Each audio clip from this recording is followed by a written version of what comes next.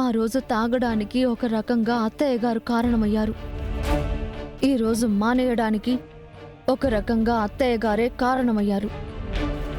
అదే అర్థం చేసుకోకుండా తాగుబోతూ తిరుగుబోతూ అంటూ మీరు అతని మీద ఒక ముద్ర వేసేశారు. అది తప్పు అని నిరూపిస్తాను. నా భర్త ఏ తప్పు చేయలేదని మీ అందరికీ అర్థమయ్యేలా చేశాకే మళ్ళీ ఈ ఇంటికి నా భర్తతో కలిసి సగర్వంగా అడుగు పెడతాను. అమ్మ విజయ, ఇప్పుడు వాణ్ణి తీసుకున్న యాడికని పోతావమ్మ విజయ? ఇలా ఉన్నట్టుండి వెళ్ళిపోతే ఎలా విజయ? నాన్న, వాళ్ళని వెళ్ళొద్దని చెప్పండి. వాడి కోసం మనల్నే వద్దనుకుంటుంది విజయశాంతి. అలాంటప్పుడు ఉండాలా వెళ్ళాలా అన్నది తన నిర్ణయం. కానీ నాకు మాత్రం వాడి ఇంట్లో ఉండటానికి వీల్లేదు. అవునవును, అసలు వాణ్ణి ఎప్పుడో ఇంట్లో నుంచి పంపించాల్సింది. నువ్వు కాబట్టి ఇంతకాలం భరించావురా కృష్ణరాజు. అదే ఇంకెవరన్నా అయ్యుంటే గొంతులో అంత విషం పోసి ఎప్పుడో చావగొట్టేవాళ్ళు. తన బ్రతుకు గురించి మీరెప్పుడూ ఆలోచించలేదు, కానీ తన చావు గురించి మాత్రం బాగా ఆలోచిస్తున్నట్టున్నారు.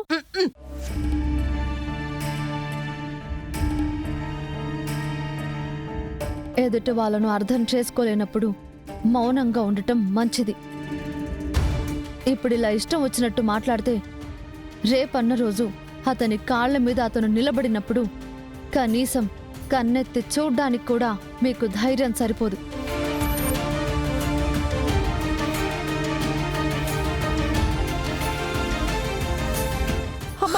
అమ్మ విజయ, అమ్మ విజయ, విజయ నా మాట వినవే. అమ్మ విజయ, విజయ, నా మాట విజయ, వినమ్మా. ఒక్కసారి నేను చెప్పేది విను. వద్దమ్మా. విజయ, నా మాట నా మాట విను విజయ. వినమ్మా విజయ. వెళ్ళొద్దు విజయ. తప్పకోండి. విజయ, ప్లీజ్. విజయ, వద్దు విజయ. రా. విజయ, విజయ, విజయ, విజయ, విజయ, నా మాట విను విజయ. నా మాట విను. విజయ, అన్న చూడన్నా వెళ్ళిపోతున్నారన్నా. మావయ్య గారు, మీరేనా చెప్పండి. ఈ విషయంలో ఎవరు ఏం చెప్పినా నా నిర్ణయం మారదు. అన్నా, అన్నా, మావయ్య గారు. అన్నా, అయ్యో.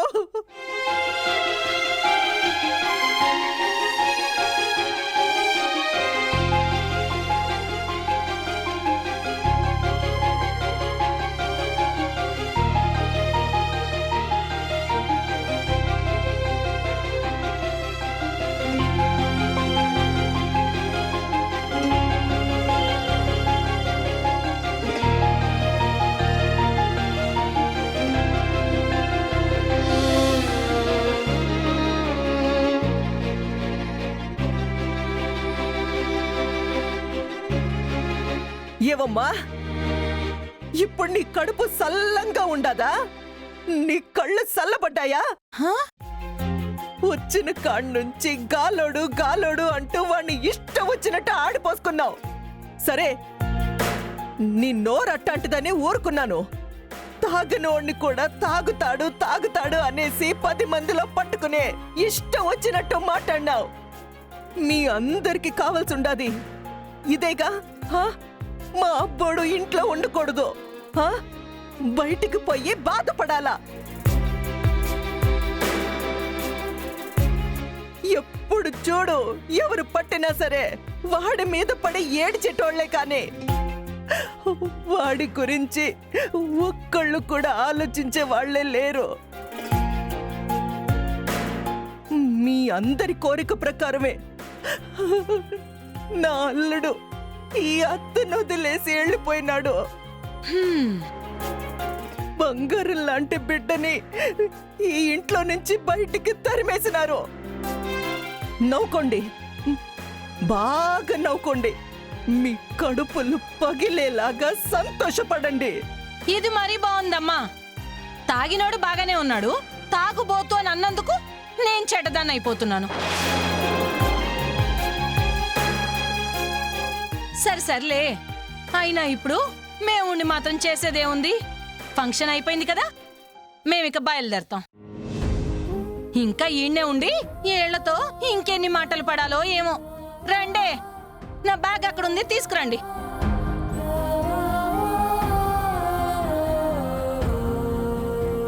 రండే, రండి, రావే.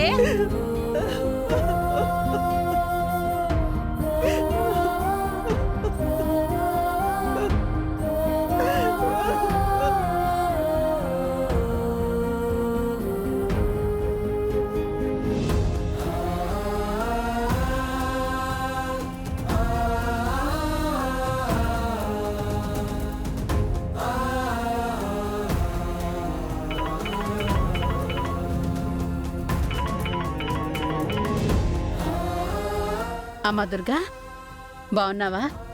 ఇంట్లో ఫంక్షన్ అంతా బాగా జరిగిందా? ఏం ఫంక్షన్ అమ్మా, అంతా గందరగోళం అయిపోయింది. విజయ, మన విజయ ఆ? ఏమైందే? విజయ్కేమైంది? అసలు చెప్పవేంటే? విజయ్కేమైంది? విజయ ఇంట్లో నుంచి వెళ్ళిపోయిందమ్మా. ఏంటే నువ్వు చెప్పేది? విజయ్ వెళ్ళిపోవడం ఏంటే? అసలేం జరిగిందే?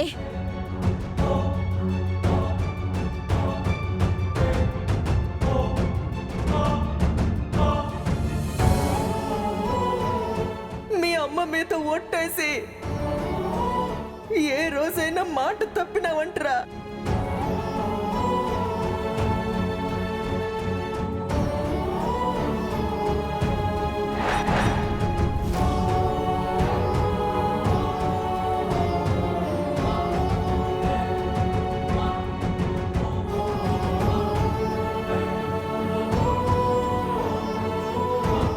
ఏంటే, అల్లుడు గారిని గెంటేశారా? అతని గురించి వదిలేమ్మా. తాగను అని ఒట్టేసి తాగాడు కాబట్టి మావయ్య గారు కోపంతో ఇంట్లో నుంచి గెంటేశారు. అతను వెళ్ళిపోతాడు అనుకున్నాను, కానీ అతనితో పాటు విజయ కూడా వెళ్తుందని నేనసలు కలలో కూడా ఊహించలేదమ్మా. ఆ చిరంజీవితో కలిసి బయటకు వెళ్ళి వాళ్ళు ఎక్కడనుంటారమ్మా? ఆ చిరంజీవి నమ్ముకుంటే దానికి కష్టాలు తప్ప ఇంకేమీ మిగలవు. ఒక్కసారి నువ్వైనా చెప్పమ్మా.